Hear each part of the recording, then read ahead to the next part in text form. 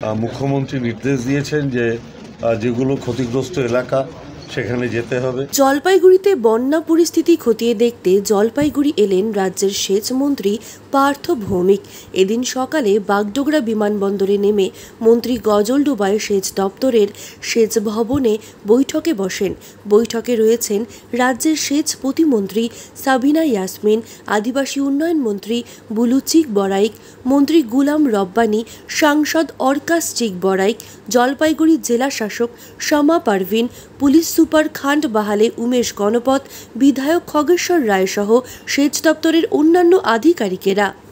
আমাদের যারা chief engineer, superintendent, assistant engineer, মূলত টেকনিক্যাল টিম, তাদের প্রত্যেকের সাথে কথা বললাম কি অবস্থা আছে, আমরা এরপরে আর কি করতে পারি, কি আমাদের করণীয়, সেগুলো বিস্তারিত জানলাম, আলোচনা করলাম। এখন মুখ্যমন্ত্রী নির্দেশ দিয়েছেন যে যেগুলো ক্ষতিগ্রস্ত এলাকা সেখানে যেতে হবে। আমার সাথে গুলাম রব্বানী সাহেব আছেন মন্ত্রী, আমার সাবিনা ইয়াসমিন, তিনি এই দপ্তরের মন্ত্রী প্রতিমন্ত্রী, তিনি আছেন, আমাদের বুলু চিক বাড়াই আছেন, তারপরে আমাদের খগেশ্বর দা আছেন এমএলএ, এবং সমস্ত আধিকারিকেরা আছেন। আমরা মহুয়া গোপ আছে আমাদের, হ্যাঁ হ্যাঁ হ্যাঁ আচ্ছা, আমাদের রাজ্যসভার প্রকাশ আছে, আমরা সবাই আছি। আমরা এখন যে জায়গাগুলো ক্ষতিগ্রস্ত হয়েছে ওখানে যাব। এটুকু আপনাদের আশ্বস্ত করতে পারি মুখ্যমন্ত্রীর প্রতিনিধি হিসেবে আমরা সবাই, যে যত যে ডিজাস্টারটা এসছিল সেটা আমরা কন্ট্রোল করতে পেরেছি, ভয়ানক ক্ষতি হবে না, এটুকু আমরা আপনাদের মাধ্যমে সবাইকে আশ্বস্ত করছি। এখন পর্যন্ত কি ক্ষয়ক্ষতি আছে?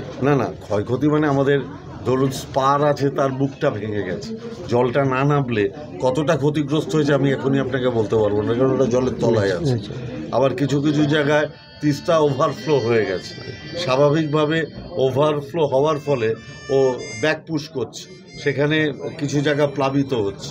তো এইটাকে যতক্ষণ না আমরা নর্মাল ওয়েতে এইটাকে আনতে না পারবো ততক্ষণ পর্যন্ত আমি বলতে পারছি না, কিন্তু এইটুকু বলতে পারছি যে আমাদের পুরো প্ল্যানিং হয়ে গেছে এবং সমস্ত জায়গাকে ডিজাস্টার মুক্ত করার জন্য যা যা করণীয় আমরা করব। আমাদের জেলা প্রশাসনের সাথে আমাদের ডিপার্টমেন্টের টাইম টু টাইম কথা হচ্ছে, যার জন্য এত বড় একটা ডিজাস্টার আসার পরেও আমাদের ডিপার্টমেন্ট জেলার প্রশাসনের সাথে নিরবিচ্ছিন্ন যোগাযোগ রেখে তারা পুরো ব্যাপারটাকে